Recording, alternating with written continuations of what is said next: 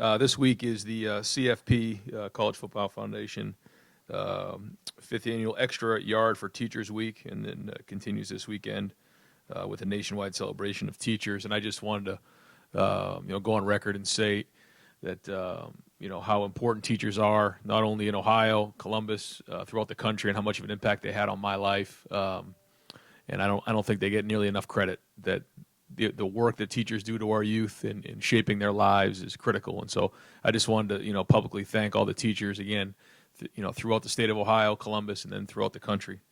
Miami, Ohio, coming in here this week, 3:30 kick. This is a team who's been through, they've been in tough environments before, so they're not going to be intimidated coming into the shoe. And again, several, Ohio guys on that team who will be highly motivated coming in here. So we got to adjust to the 3:30 schedule and do a good job of preparing and get ready to play a good game. Ryan, I was rewatching the game, and Indiana's defensive coaches told the Fox broadcasting crew, Gus Johnson and Joel Klatt, that they wanted to attack the right side of your offensive line. What do you make of those comments, and did you notice that during the game they were trying to attack the right side of your offensive line? I didn't. I think, Brandon Bowen and Wyatt Davis are two of the better linemen in the country, and so it's not something really even noticed all that much during the game. I think they did bring, when we were into the boundary that side, some corner blitz a few times, but for the most part they were lining up in their defense and playing their defense. But I think anytime there's somebody in there who's untested, like Brandon, hasn't really played a bunch of tackle, then they want to find out what you're made of, and why it's getting more and more film out there for people to look at. But I think they're answering the test. Front row left, Mitch. Hey Ryan, after starting the season the way you did, how difficult is it to keep your guys on task and keep pushing them to get better? I mean, they played so well against, obviously, overmatched opponents. Yeah, I mean, we played well, but we didn't play great. We played hard, we played tough, but we have so many things to clean up. And when you watch the film, it's actually really frustrating to watch. There's so many things we could be cleaning up there. So, the coaches are working at it. We started that on Sunday and making sure we started addressing some of those issues. But it was the same thing when we started a couple weeks ago. And it was all about, don't worry about what people are saying. I don't know how much respect we had throughout the country coming into the season. But we said ignore the noise. Well, it's the same thing now. Just because we won a couple of games hasn't changed anything for us. And so we need to stay focused on right now. And we do have some momentum going right now, but we got to keep that going. And that's incumbent upon the coaches and the leaders to make sure that we stay focused and we don't get distracted. Right behind, Bill. Ryan, when you were thinking about, I guess maybe the framework of what you wanted your defense to look like, how much of your own successes and failures as an offensive play caller, things that worked well against you and things that didn't work well, informed those decisions?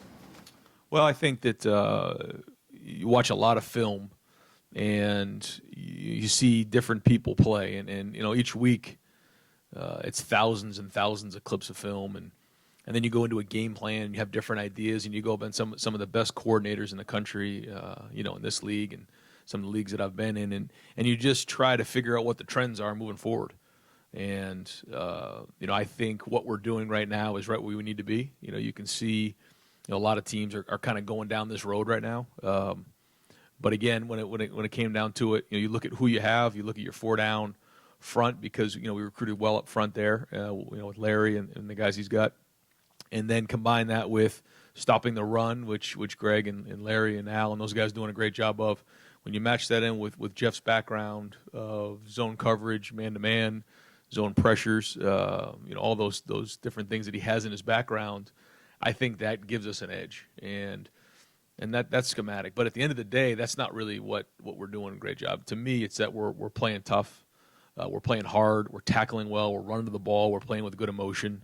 Because again, watching the film, there's so many things to clean up, and you can overcome a bunch of that stuff with effort and with toughness, and that's what we're doing right now. But if we want to get to where we need to get, we're going to have to make sure we clean up a lot of these things. When you're watching film of opponents, or you're in that room back there drawing stuff up on the whiteboard, is there any common thread among the defenses you face that give you the most trouble, or going into that week it's going to be you're going to get a good test? Is there any commonality among those defenses? No, not really. I mean, I think everyone tries to stop the run. That's the first thing that they do when they walk into their room. They have to stop the run. And so however teams do that, whether it's pressure, whether it's put an extra guy down in the box, whatever that might be, they're going to do that. But rarely do we see teams that just go completely off the deep end and just change what they do, because typically that doesn't go well. There's a lot of spring practices, a lot of preseason practices, where guys, are getting a lot of reps in that defense. And if you start changing that, or you start going to a blitz that you've never seen before, and all of a sudden you get looks you haven't practiced, that's when you can get hurt. So that's why you build that foundation in the spring, you build that foundation in the preseason, and you go back to it. Now, how can we change up the look that's simple for us but difficult for the defense? That's the key to coaching. Hey, Coach, I think at the beginning of this year, with you replacing Urban Meyer and having to replace a quarterback, the national viewpoint for this program was skepticism in terms of whether or not you guys could be at the elitist of elite still. And so far, through 3 games, the way you guys have played, the tone and the viewpoint of this program has shifted from a national perspective. I'm just wondering, how early in a season as a coach, and maybe this is your first year going through this, do you know you might have something? When other people are taking notice, do you internally kind of get that feeling too? And you look around in the room and you look at the film and you see, do you feel like this team has something special?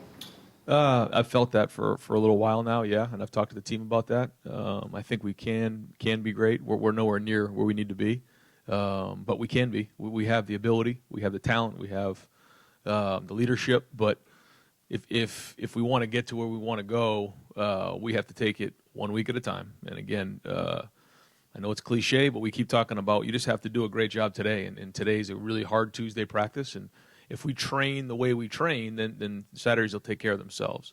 If we stay focused, if we don't get distracted, those type of things.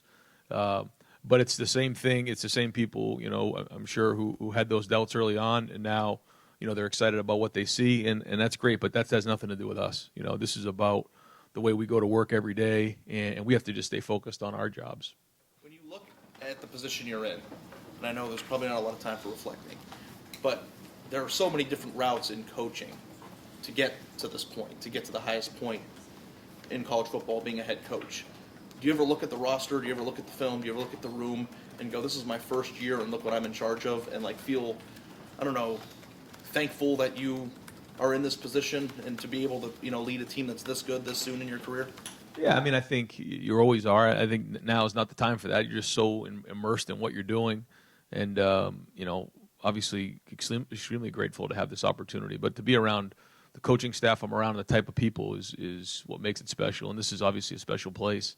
And I think right now, the culture is strong, and what we're doing right now is exciting in terms of guys are playing hard. There's great energy and recruiting throughout the team. Guys are playing hard. We're getting a lot of guys on the field. We're developing some of the youth in the program, and so we got to keep building on it. But it's as we all know, we have to produce each week. It's a performance-based business, and we have to bring it this week. Otherwise, that all goes down the tube. So challenge is to continue what we're doing right now.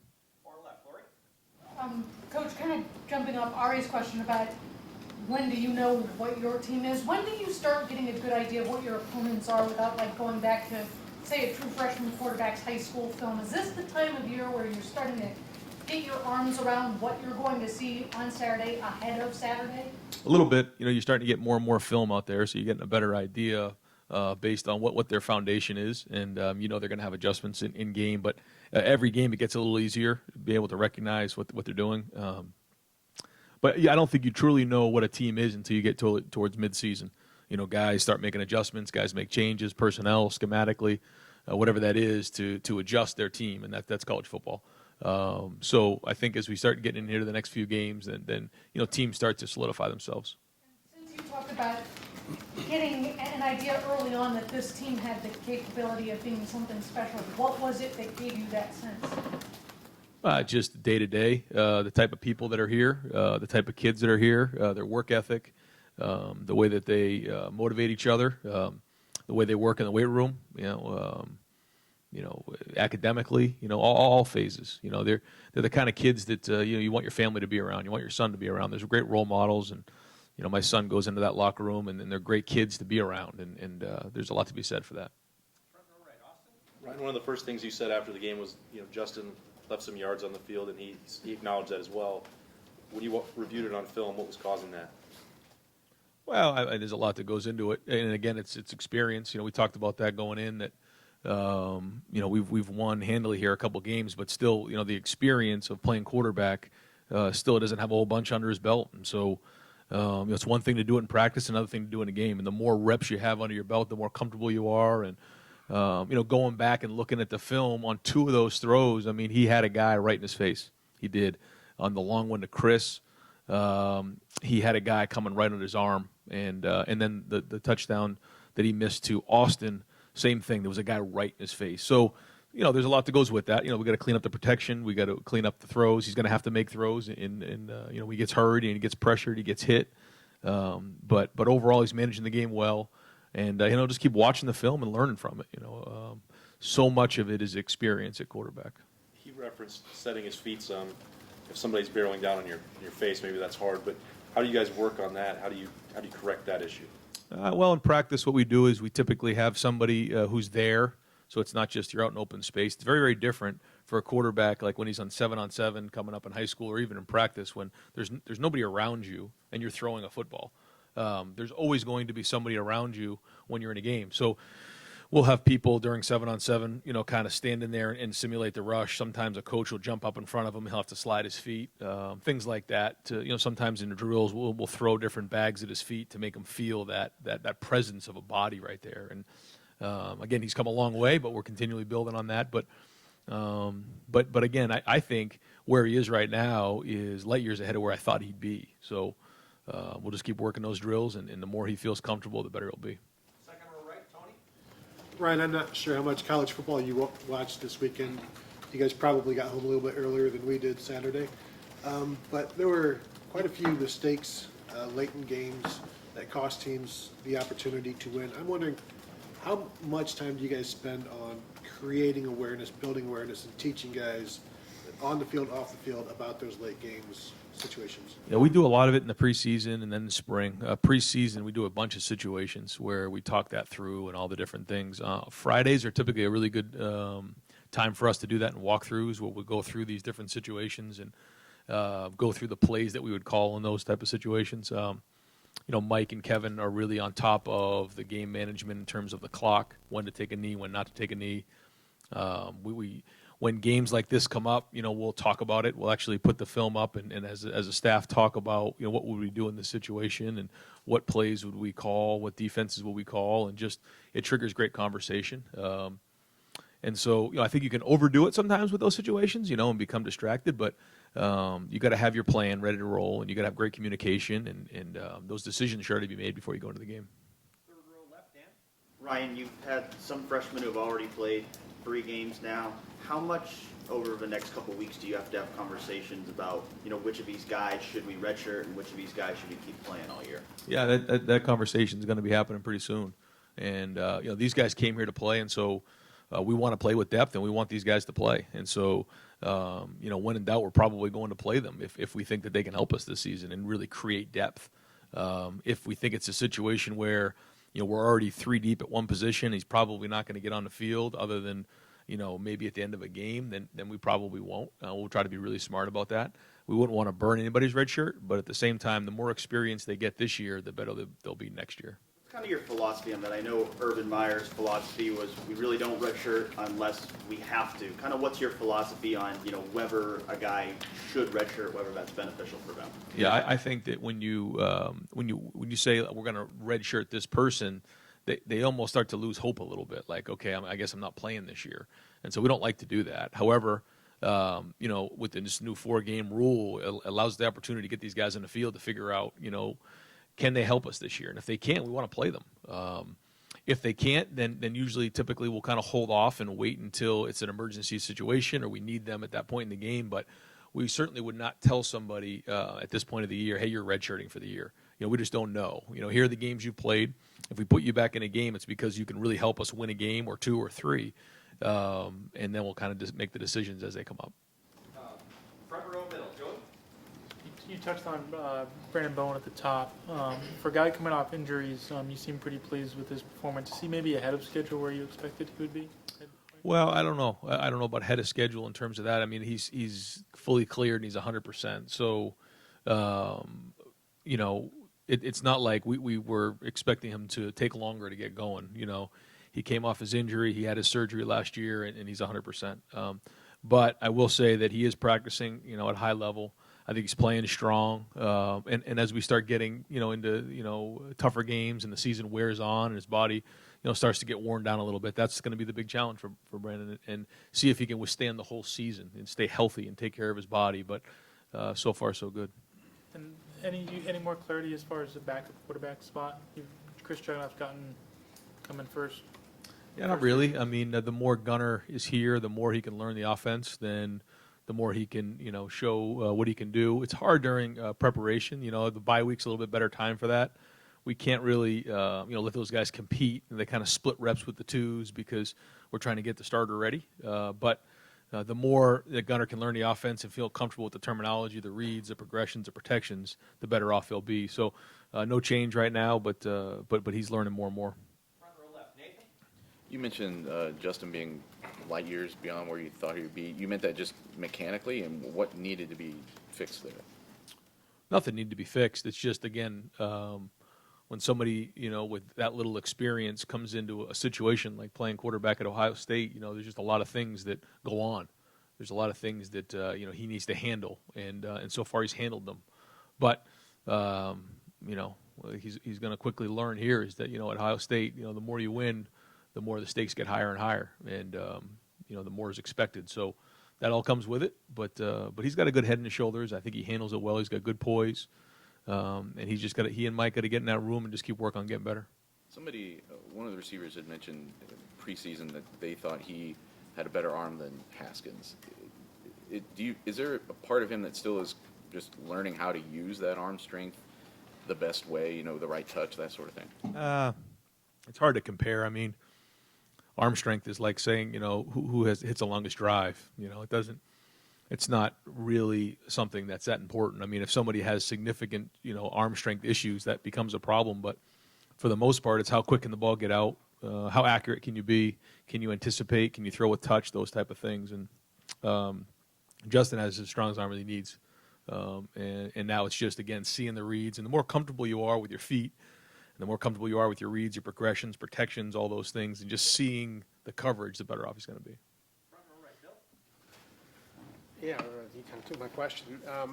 You knew Justin was very talented. Is there something that there's just no way you could have known that he has pleasantly surprised you or alternately concerned you? No, not really. No, I mean, I think when you look at the way he approaches his work, you know, he handles it like a pro in terms of knowing when he steps on the field. You know, he can take a meeting to a field. That's important for a quarterback. There's a lot of guys who are talented out there, but when you need to take, you know, 20 reps to run a play, that's not good. You know, we throw a lot of offense at him. I mean, we're doing a lot of things on offense right now, and you know, whether it's, you know, the spread stuff or the 12 stuff or under center or shotgun. I mean, I would say right now we're probably doing more stuff now overall than we've ever done, just in terms of, you know, variety. And so for him to be able to handle all that is strong. And you're playing a team this week that their coach even said on their conference call that if we were playing a recess game, you'd have the first 85 picks. I know that guarding against complacency is a major thing here. How do you do that this week? Well, I think you just get on the film and you've started off with, you know, what corrections need to be made, not only by your unit, but also by, you know, just personally. What do you need to work on this week to get better? And then nothing can change, you know, whether it's game 3, game 7, game 8, you know, human nature tells you to cut corners, tells you to change things, easy to get distracted, a lot of people in your ear. None of that stuff can change. You know, we have good momentum right now. We have to keep that going, and we can't get distracted. And once that happens, then you set yourself up for failure. So that'll be the focus this week. It's not going to be manufactured. We're not just going to make that up, but we're just going to hold them accountable like we always have. And, you know, that doesn't change from when we were in the spring to when we were doing preseason workouts. Every day has to be consistent. And, you know, so far we've done that, but it's something we have to stay on them definitely about. Front row left, Doug. Is there anything about Justin's natural throwing motion that would give him a tendency to throw high if he's not careful? No, not really. I mean, most most guys, when you look at them coming out of high school, if they overstride, then they have a tendency to sail the ball. Dwayne was the same way. JT was the same way when we first got here. Justin is no different. If you overstride, typically your elbow drops. And so, that's why we have the hula hoops out there, and that's just something, but that's with any quarterback. And so, we have baseball nets and different things that we have to drill that. But again, he's not unique in that situation. Justin has played well. When we talk to Justin, he's very low-key about it. He's keeping it team focused and all that. Did you tell him to be that way? No. I mean, that's Justin. He's one thing I tell all the quarterbacks is you got to be yourself. There's certain characteristics that all leaders have that really good quarterbacks have, and traits and virtues. But at the end of the day, you have to believe in who you are and you have to be yourself. And JT was very different than Dwayne, and Justin's very different than Dwayne or JT. And so you have to just be yourself in the end. Now there's certain things that we're all working on to make him to be the leader that we need him to be in the end.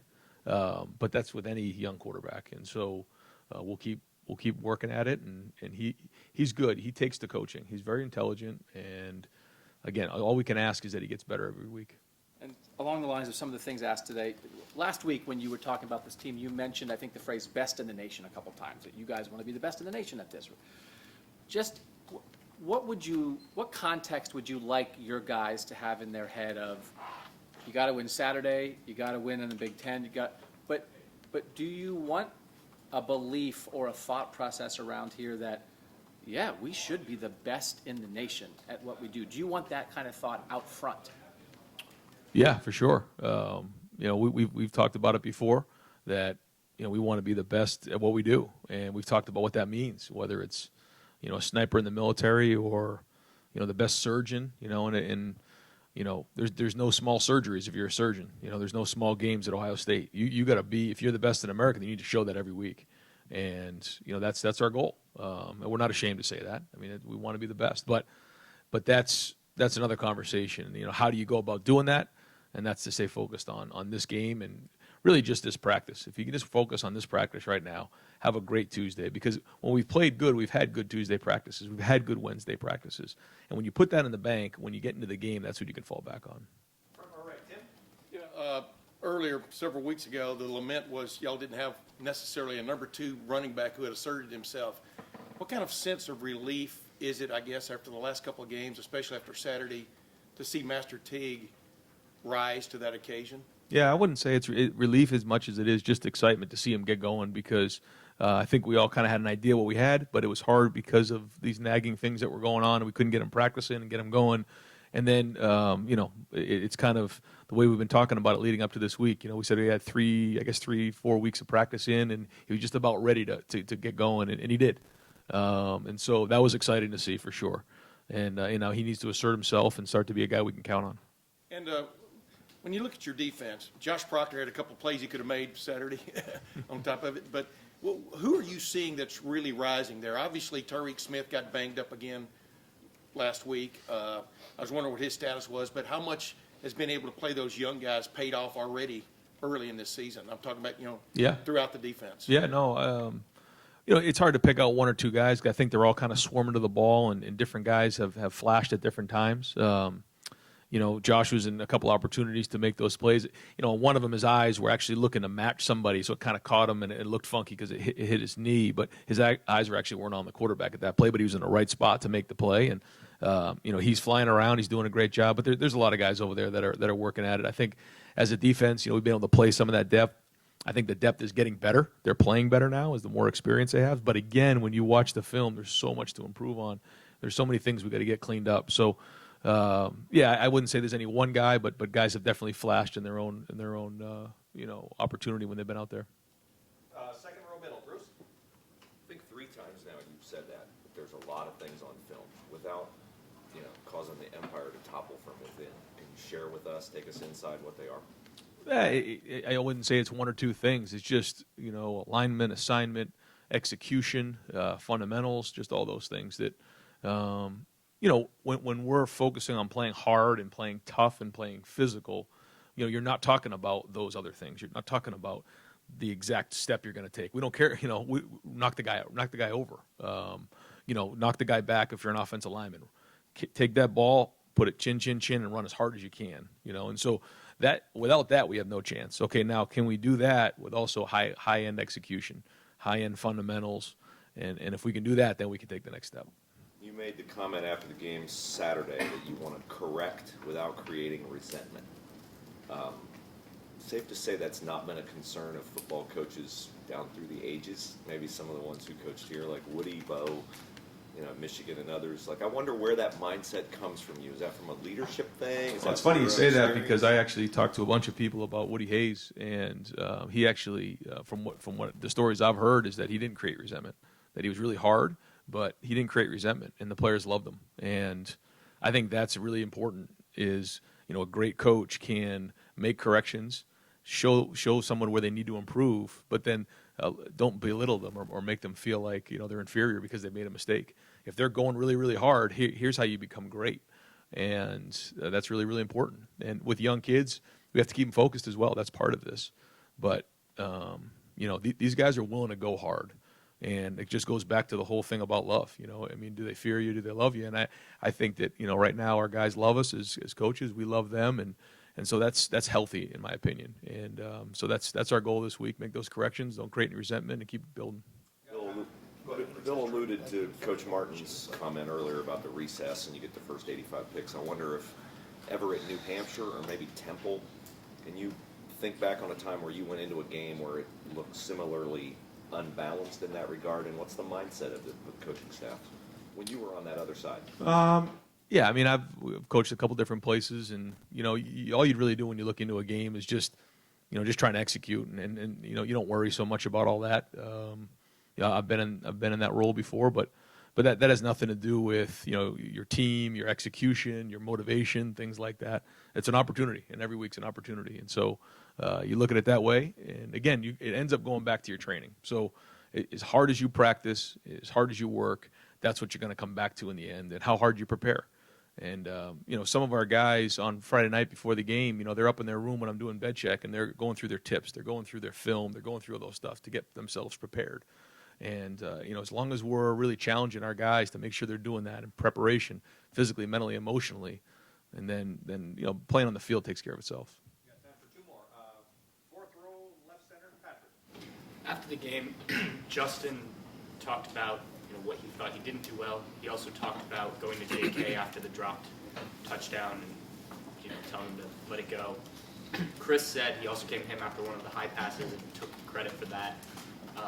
I'm curious, just his improvement as a leader. You talked preseason about needing to see more of that. Have you seen that as the season has kind of gotten underway, him taking that ownership? Yeah, I think so. Yeah, and the guys on the team, really respect him and the way he goes about his business. And I saw that same thing too. It's easy to go in the tank after a play like that. It's kind of a routine play. We didn't make it, and as frustrating as that is, we need to move on and play the next play. And that's a credit to all the guys. Is that there's no reason to look back on it and start to struggle in terms of moving forward. You got to move on to the next play. That being said, we got to make those plays, and so that's what we'll drill this week. In hockey, they have the Gordie Howe hat trick and a goal and assist in a fight. Do you think Chris Olave could start kind of like the daily double, TD catch, and a block punt? Is it what he's doing starting to become, I don't know, legend? Well, he certainly the last 6 games he's had his production's been off the charts, but that's the way he practices. And when you go back through and watch the film of the last few weeks, he's practicing that way. And this is a guy who's highly productive for a reason, because that's the way he works. He knows what he's doing when he's out there. He takes his job very serious, and he practices really, really hard. And anytime you practice really, really well, you gain the confidence of the guys around you. And like on that punt block, I think everybody on that team believed he would block the punt if everybody did their job. So Taraja Mitchell goes through and knocks the shield back. Austin Mack pours it into the right shield, and that whole thing collapsed down. And that without those two guys, that never would have happened. And then Chris comes off the edge. So it's belief based on your practice habits. If we're throwing a go ball or we're throwing a post and, we're dropping it in practice or we're not where we're supposed to be, there's no belief there. But when you do it in practice, and you believe in somebody, then that makes a big difference in game, because confidence is critical, especially when it's time to execute on the game field. So, Coach, thank you very much. Thanks, Ron.